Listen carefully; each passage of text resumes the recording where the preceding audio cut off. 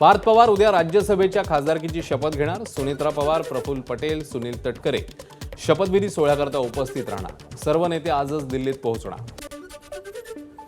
बारामती विधानसभेसाठी वंचितचा काँग्रेसला पाठिंबा। राहुल गांधी येणार असतील तर प्रकाश आंबेडकरही प्रचाराला जाणार।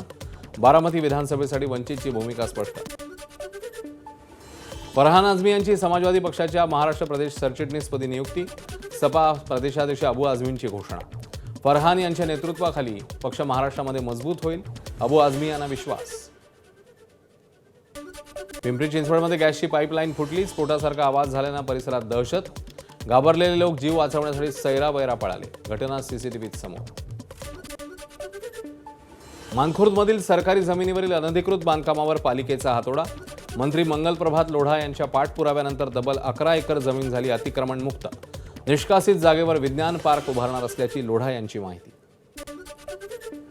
बुलढाण्यातल्या मेहकरमध्ये 3ऱ्या वर्गात शिकणाऱ्या विद्यार्थ्यांवर शिक्षकाचा लैंगिक अत्याचार। संतप्त ग्रामस्थांकडून शिक्षकाला चोप।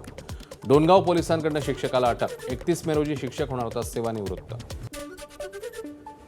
मुंबईतल्या जोगेश्वरीकरांचं नाट्यगृहाचं स्वप्न लवकरच पूर्ण होणार। इस्माईल युसुफ कॉलेजच्या कॅम्पसमध्ये 1200 लोकांची बसण्याची व्यवस्था असणारं नाट्यगृह होणार। शिवसेनेचे खासदार रवींद्र वायकर यांच्या पाठपुराव्याला मोठं यश। एबीपी माझा, उघडा डोळे बघा नीट।